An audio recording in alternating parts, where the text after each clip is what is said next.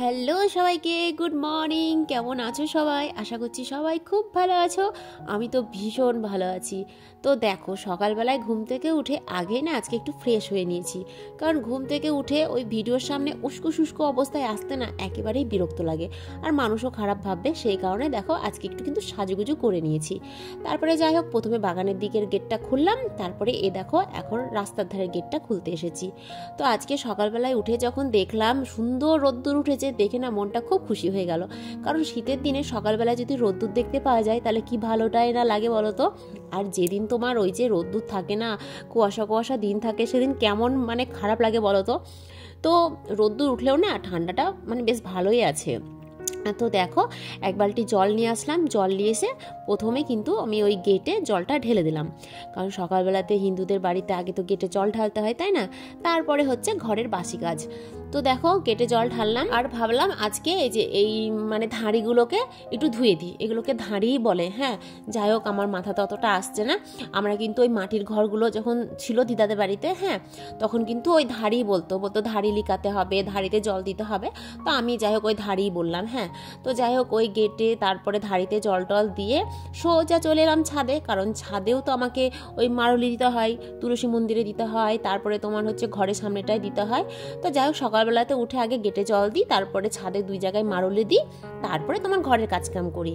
তো চলো, গেটের সামনেটায় আগে একটা ছোট্ট করে মারুলি দিয়ে নিই, তারপরে যাব হচ্ছে তুলসী মন্দিরে।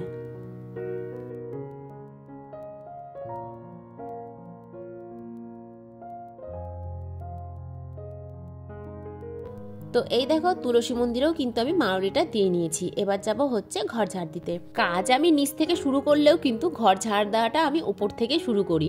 উপর থেকে ঘরগুলো ঝাড় দিয়ে নিচে নামি, তাতে আমার সুবিধা হয়। উপরের যে নোংরাগুলো নিচে পড়ে সেগুলো নিচে ঝাড় দেওয়ার সময় বের করে দিই। আর নিচে যদি আগে ঝাড় দিই তাহলে কি বলো তো, উপরটা ঝাড় দিলে না নোংরাগুলো তখন আবার নিচে এসে পড়ে। তো যাই হোক, কালকে রাতের বেলাতে আমার বর বাড়িতে এসেছে, গাড়ি দেখে তো তোমরা বুঝতেই পেরে গিয়েছো। তো ও এখনো ঘুমাচ্ছে, ছেলেও এখনো ঘুমাচ্ছে, আর আমি এই যে ঘরের আশিপাশি কাজ করতে শুরু করে দিয়েছি, হ্যাঁ। তো এঁঠো বাসন ছিল, দেখলা তো কতগুলোই। তো এঁঠো বাসনগুলো সব বাইরে বের করে রেখে আসলাম। গামলাতে আটিনি, জানো তো, এত বাসন হয়েছে যে একটা গামলাতে আটেনি। তো গামলাতে কিছুটা রেখেছিলাম, আর হচ্ছে কিছুটা এই যে রান্নাঘরের এই তাকটাতে রেখে দিয়েছিলাম। তো সবগুলোকে গুছিয়ে নামিয়ে রেখে আসলাম। নামিয়ে রেখে এসে প্রথমে কিন্তু আমি ওই রান্নাঘরটাই মুছে পরিষ্কার করে নিই।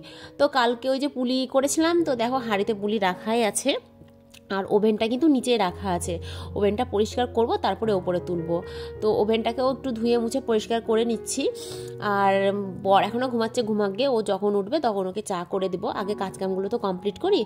তো আমি প্রথমে রান্নাঘরের কাজটাই করি, কারণ রান্নাঘরের কাজটা করলে না আমার ঘরটা মুছতে বেশ সুবিধা হয়। তোমাদেরকে তো আগের ভিডিওতে আমি অনেকবার বলেছি যে আমি আগে রান্নাঘর মুছি, তারপরে ঘর বাড়ি মুছি। তাহলে কি বলতো, একটা না বেরিয়ে যেতে পারি। আর এই দিকে দেখো আমার পুষিমণিকে, হ্যাঁ, আমি ঝাঁট দিচ্ছি আর ও খালি বারুনটাকে চেপে চেপে ধরছে। কতবার জানো না, তাই ওর গায়ে বারুনটা ঠেকেছে। বিড়ালের গায়ে অত ঝাঁটা বারুন ঠেকানো ভালো বলো তো? কিন্তু কি করব, এত দুষ্টু বিড়ালটা, যত ঝাঁট দিই আমি ততই যেন ও খেলা বেশি শুরু করে দেয়। বারবার এসে ওই তোমার বারুনটাকে চেপে চেপে ধরবে।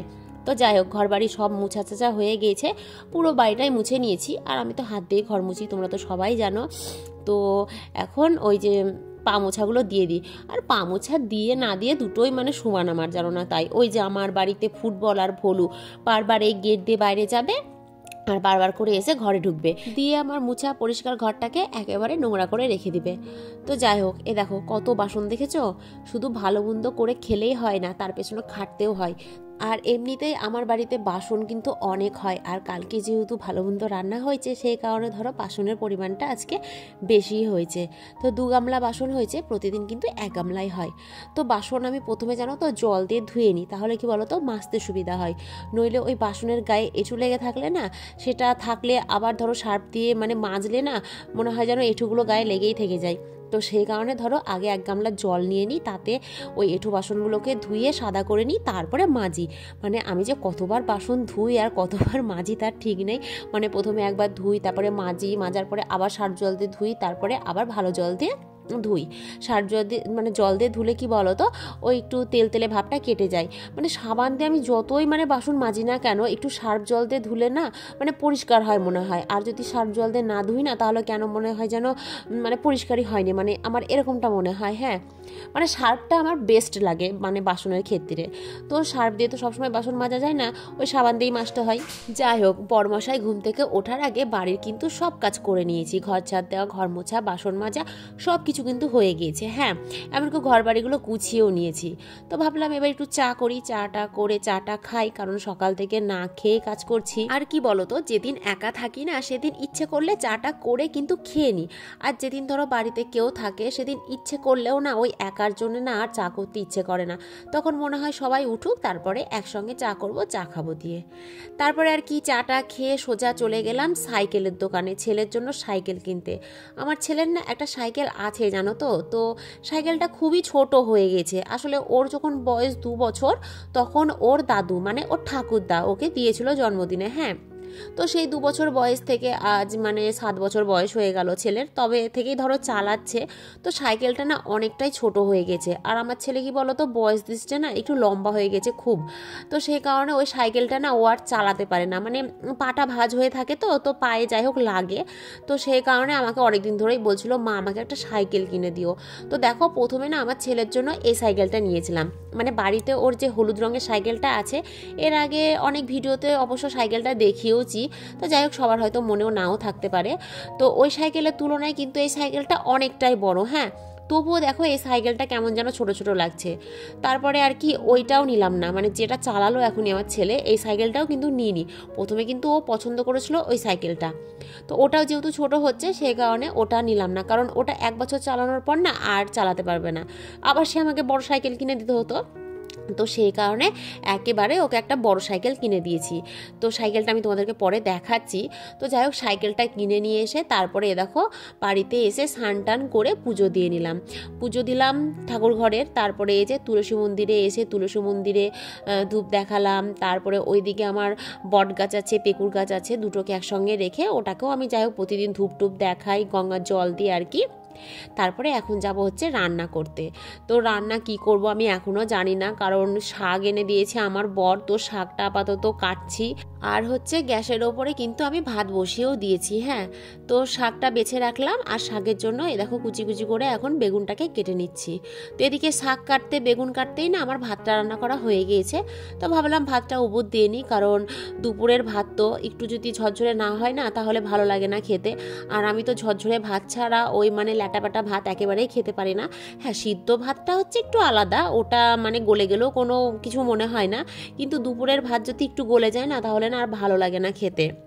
তো শাকটা রান্না করলাম হচ্ছে মুগের ডাল ভেজে আর হচ্ছে বেগুন দিয়ে। তো শাকটা না হাইব্রিড শাক এনেছে আমার বর, জানো তো সবজিপাতি চিনে না, ওকে যে যা ধরিয়ে দেয় তাই তুলে নিয়ে চলে আসে।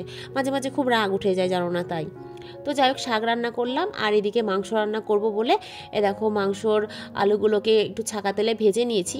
আর আমার না আলু খেতে খুব ভালো লাগে, সেই কারণে কিন্তু আমি আলু একটু বেশিই দিই সবজিতে। হ্যাঁ, তো আলুটা ভেজে তুলে রাখলাম। ওই তেলের মধ্যে শুকনো লঙ্কা, তেজপাতা আর হচ্ছে গোটা গরম মশলা ফোড়ন দিলাম।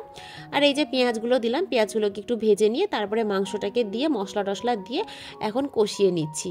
মাংস তো কিভাবে রান্না করি না করি তোমরা সবই জানো। হ্যাঁ, তো আজকে ডিটেলসে আর শেয়ার করলাম না।